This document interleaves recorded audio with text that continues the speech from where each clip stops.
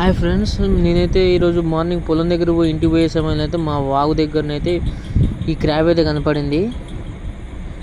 చిన్నగా వాగులోకి పోతా అంటే కట్టెతోనైతే కొట్టిన ఫ్రెండ్స్. చూడండి, దీని కొండ అయితే కట్టింగ్ బ్లేడ్ అంత పెద్దగా ఉంది. దీనిపైన అయితే ఎక్కువ పారాసైట్స్ ఉంటాయి అని అందుకే దీని అయితే బాగా కడిగిన ఫ్రెండ్స్.